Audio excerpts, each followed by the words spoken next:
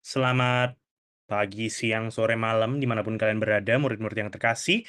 Pada kesempatan kali ini, saya akan membicarakan flip class mengenai masa kemasan Orde Baru. Masa kemasan Orde Baru, ya. Jadi kita langsung lihat saja bagaimana eh, konteks dulu, lalu nanti kita masuk ke dalam dagingnya, dagingnya tentang masa kemasan Orde Baru ini. Pertama-tama ya tentang konteks Orde Lama sendiri ya. Orde Lama itu adalah masa dengan penuh kekacauan, intrik, ketidakberesan. Kita bicara lagi ini masa yang sangat kacau sekali. Kamu sebagai rakyat ya em, kamu likely kamu nggak akan menikmati ya zaman Orde Lama gitu. Kalau kamu rakyat biasa saja, kamu melihat secara ekonomi begitu, keresahan sangat besar ya. Pada waktu itu keresahan sangat besar, inflasi sangat besar sekali, bahkan sampai berapa itu 500 atau 600% pada waktu itu. Mmm, dan kita lihat ya di Orde Lama itu percobaan pertama, terlalu banyak partai, ujung-ujungnya nggak jadi kemana-mana, ujung-ujungnya hanya semakin kacau begitu. Dan percobaan kedua, meskipun mau membuat lebih simpel begitu ya, nggak usah partai-partai, Soekarno yang paling berkuasa begitu, tetapi ujungnya juga jadi tidak jelas gitu. Soekarno sendiri tidak punya kepekaan, tidak punya sensitivitas yang tepat untuk mengatur ekonomi dan sebagainya. Politik juga dia suka gairah, semangat perjuangan yang ujung-ujungnya malah menjadikan politik itu tegang, baik luar dan dalam negeri. Dan yang paling kena imbas tentu ya rakyat jelata yang betul-betul tidak terurus jadinya ya. Jadi sayang sekali, meskipun Soekarno itu memimpin dengan hal-hal seperti proyek-proyek mercusuarnya, dengan memberikan banyak harapan, inspirasi bagi masyarakat, tetapi itu nggak cukup. Untuk apa ada inspirasi, untuk apa ada semacam gairah, rangsangan kalau misalnya nggak ada makan, kalau kamu nggak ada lauk di piringmu, kalau tabunganmu nggak cukup untuk keluarga kamu di dalam 1 tahunan ini, dan sebagainya gitu. Jadi ya, jelas sangat kacau. Dan setelah itu, kita tahu Soeharto sudah merebut kekuasaan, pertama melalui Super Semar, awalnya dari G30S ya, G30S, situasi makin kacau, PKI dibasmi, dan Soekarno juga terlihat seperti bersalah, akhirnya melalui Super Semar dan sebagainya, akhirnya Soeharto berkuasa, eee, tadinya menjadi sebagai pelaksana dan akhirnya sebagai presiden sendiri juga, dia menjadi presiden kedua Republik Indonesia. Dan secara kalau kita membicarakan tentang menciptakan Orde Baru, sekali lagi, menciptakan Orde Baru, kita sedang membicarakan tentang ya politik dan ekonomi terutama, politik dan ekonomi, power and money. Itulah strategi utama Soeharto di dalam menciptakan Orde Baru, power and money. Secara kuasa dia mengkonsentrasikan, ya bukan, pertama-tama dia mencoba desoekarnoisasi ya, semua influence-influence Soekarno dihilangkan gitu. Banyak hal tentang Soekarno. Soekarno sendiri bahkan akhirnya ditangkap dan di house arrest sampai dia meninggal begitu. Sedih sekali ya, sedih sekali, once a great leader seperti dia malah diperlakukan seperti itu, seperti kayak kayak binatang jujur aja ya, dimasukkan ke kandang. Sangat sedih intinya. Tapi intinya, Soeharto melakukan desoekarnoisasi, Soeharto juga akhirnya memusatkan juga semua kuasa pada dirinya, dan lebih penting lagi ya selain power itu, secara money, dia sangat memperbaiki ekonomi Indonesia. Dia memperbaiki ekonomi Indonesia. Dia banyak, bekerja dengan cukong-cukong. Cukong itu banyak pengusaha Chinese, dan juga namanya mafia Berkeley. Mafia Berkeley itu adalah lulusan-lulusan dari Amerika yang membantu dia akhirnya dengan, mmm, apa namanya, dengan planning-nya, dengan Repelita dan sebagainya ya. Jadinya, Indonesia waktu itu bisa berjalan dengan lebih sangat baik. Well, sangat baiknya setelah ini sih, di masa kemasan, tapi ini ya jauh lebih baik, gitu. Ada bantuan juga dari luar negeri dan sebagainya, yang memberikan suntikan kepada ekonomi Indonesia. Jadi secara power dan money, Soeharto betul-betul menstabilkan Indonesia yang tadinya sangat kacau, secara politik itu kacau, betul-betul akhirnya semua lawan politik dihilangkan. Semua lawan politik itu akhirnya, mmm, dia betul-betul menjadi pusat legitimasi, bahkan bisa dikatakan lebih dari Soekarno yang sebelumnya, begitu. Dan secara uang ya, dia sangat menstabilkan melalui, eee bekerja sama actually dengan orang-orang yang tepat, orang-orang yang tepat sekali, para cukong maupun juga, para mafia Berkeley, dan juga ya tentu, eee, Amerika dan semua country-country yang kapitalis gitu. Nah, sekarang kita masuk kalau begitu ke dalam strategi-strateginya, Soeharto pada zaman keemasannya ya, masa keemasan daripada, Orde Baru. Apa yang dia lakukan? Ya dia dari segi power and money dia konsolidasi saja sih ya, dia konsolidasi, sentralisasi kekuasaan sekali lagi, dan dia menaruh kawan-kawan politiknya di tempat-tempat yang tepat. Dia menaruh kawan-kawan politiknya di, yaitu ya ada ya itu sih ya ini ya, sama 2 ini, ABRI dan Golkar itu betul-betul menjadi, eee, pusat dari kekuatannya, 2 ini ya, ABRI dan Golkar, gitu. Dia juga mengebiri kuasa lawan politik. Lawan-lawan politiknya itu, seperti contohnya partai-partai politik seperti tadinya ada banyak sekali begitu ya, akhirnya dibabat habis, hanya sedikit sekali yang tersisa. ABRI ya di bawah dia ujung-ujungnya juga sepenuhnya. Dan dia taruh, waktu itu ujung-ujungnya siapa dia ya, Beni Murdani ya kalau tidak salah ya, yang merupakan seorang Katolik yang baik begitu. Nah, yang baik, ya intinya dia seorang Katolik bahkan dia gitu ya. Jadi dalam hal ini pun dia, Soeharto berhasil menggau merangkul juga ya, merangkul sentimen-sentimen Katolik. Golkar juga ya, PNS itu juga kalau kamu jadi PNS, kamu auto Golkar, kamu otomatis jadi Golkar juga. Jadi, ya gimana gitu, tentu kuasanya terkonsentrasi. Dan dari segi pemilu, ya terkendali juga gitu, terkendali terkendali. Kita ada video gitu yang mengatakan bahwa ya, kalau misalnya waktu itu kamu seorang PNS dan kamu nggak, nyoblos Golkar, mungkin aja kamu bakal dipermasalahkan gitu.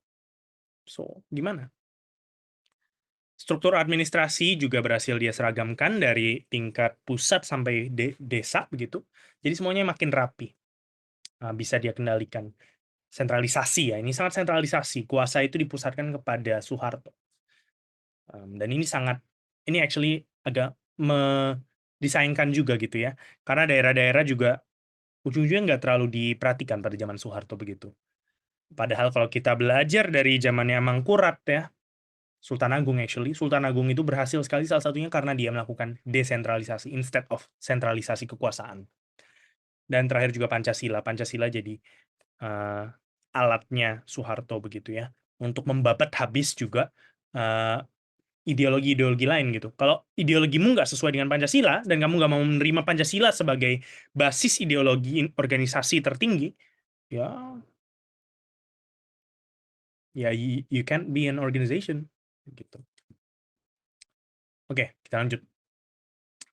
Jadi Soeharto berhasil merebut momentum, memberikan stabilitas politik, dia menyentralisasikan kekuasaan, dan dia menyingkirkan pesaing-pesaingnya secara politik. Nah, secara politik luar negeri juga ya, begitu dia melakukan hal-hal seperti dia tunjukkan hal yang baik gitu, dia nggak pernah ya this is good public relations ya, dia tunjukkan hal yang baik, bahkan dia membantu pemecahan masalah-masalah global pada waktu itu, pembebasan dengan masalah-masalah seperti di Vietnam gitu. Dan momentum perang dingin juga ya, branding-nya itu ditunjukkan ya, kita ini anti komunis dan anti Islam radikal. Jadi, kita negara-negara barat yang kebanyakan itu ya anti komunis dan juga anti Islam radikal, yang money-nya itu ya di mereka semua gitu. Ya dapat bekerja sama dengan kita dengan baik, gitu. Jadi masalah dapur keluarganya, eee, terutama ya korupsi anak-anaknya yang sudah makin mulai kelihatan di sini pun, ditutup-tutup, berhasil ditutup. Dia menggunakan momentum perang dingin yang ada peperangan, sekali lagi ya, masalah antara barat dengan timur yang mayoritas kapitalis dan juga ya timur itu yang komunis. Dan akhirnya dia juga berkontribusi positif dalam dunia internasional. Jadi dari segi ini politik luar negeri, Indonesia itu bahkan dilihat sebagai very top, quite top actually dalam zamannya dia, dan one of the leading voices. Dan terakhir, ekonomi ya, terakhir dari maksud saya the big gitu ya, the power and money. Ekonomi ya primadona, minyak masih sangat rising pada zaman-zaman ini. Kelincahan adaptasi, usaha-usaha lokal, pariwisata, dan sebagainya dia sangat kelola begitu, which again, ini hal yang sangat baik yang Soekarno miss dalam banyak hal. Hal-hal ini Soekarno miss. Ada banyak pembangunan juga di mana-mana, makanya Soeharto di sini disebutkan sebagai bapak pembangunan Indonesia bahkan. Dan dia pun banyak menurunkan standar kualifikasi pekerjaan demi membuka lapangan kerja. Tadinya itu banyak orang-orang nggak punya pekerjaan karena standarnya itu terlalu tinggi. Terlalu tinggi. Sekarang ya direndahkan standarnya, nggak apa-apa. Yang penting kamu bisa dapat makan dulu. Kerjaan kamu mungkin kurang baik, nggak apa-apa. Yang penting kamu dapat kerjaan dulu dan kamu jadinya dapat diberikan makan dan bahkan kamu berkontribusi secara positif begitu kepada ekonominya negara. Lumayan gitu. Pada titik ini tentu lumayan. Tapi kalau kayak gitu terus kan sayang ya. Ini penting ya gitu. Jadi kualifikasi direndahkan itu at the beginning it's okay. Tapi once you keep going harus mulai ada standarisasi yang makin ditinggikan juga. Jadi Soeharto berhasil mempergunakan momentum untuk menstabilkan dan mengembangkan ekonomi Indonesia. Ada 2 strategi lagi, yang ini lebih bisa dikatakan minor, tapi 2 hal yang baik juga begitu, yang dia kontribusi kah? Menjadi alat dia lah ya untuk menghantarkan Indonesia kepada masa keemasannya.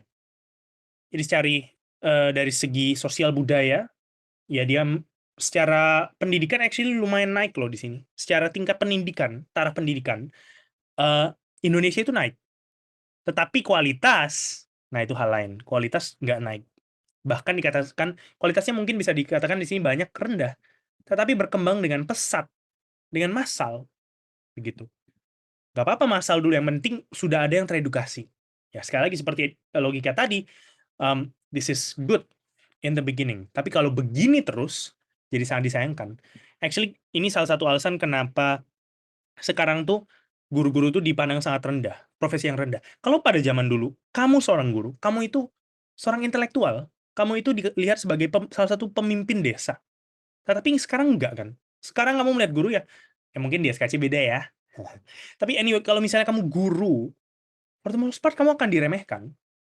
Banyak orang-orang yang diremehkan karena mau menjadi guru bahkan cita-citanya. Karena yang salah satunya zaman Soeharto ini. Zaman Soeharto kualitasnya direndahkan. Banyak orang bisa jadi guru. Bisa jadi guru. Dan apakah itu pilihan yang tepat? Mungkin tepat pada zamannya. Tetapi setelah itu, ya kualitas gurunya segitu-segitu aja. Rendah-rendah aja. Dan jadinya meskipun sudah ada pendidikan massal di Indonesia, meskipun tingkat pendidikan di Indonesia mungkin terus naik, kualitasnya tidak naik. Tidak naik. Atau kurang lah setidaknya. Tapi regardless, pada zaman ini sangat baik dan meningkatkan Indonesia ke masa kemasan Orde Baru. Penggunaan bahasa Indonesia juga di berbagai media massal itu sangat baik. Dan jadinya bahasa Indonesia dipakai di mana-mana. Identitas satu Indonesia itu semakin dikonsolidasi lagi di sini. Dan terakhir, program KB ya, keluarga berencana, melimit population growth pada waktu itu sangat berhasil. Bahkan dikatakan sebagai program KB terbaik di seluruh dunia. Begitu. Ya. Dan terakhir dari saya untuk bagian ini, strategi bidang agama ya. Dari segi agama, Soeharto berhasil menendang begitu Islam dari dunia perpolitikan ya. Islam ditekan sekali pada zaman Soeharto. Pada satu sisi ini baik sebetulnya, karena jadinya Islam-Islam radikal seperti FPI dan juga terutama usaha-usaha keislaman untuk menjadikan Indonesia itu negara Islam yang kerajaan Islam begitu, itu ditekan dan tidak berhasil. Kita patut bersyukur untuk hal itu. Tetapi pada satu sisi lainnya, kalau ditekan, pasti akan ada keinginan membalas dendam.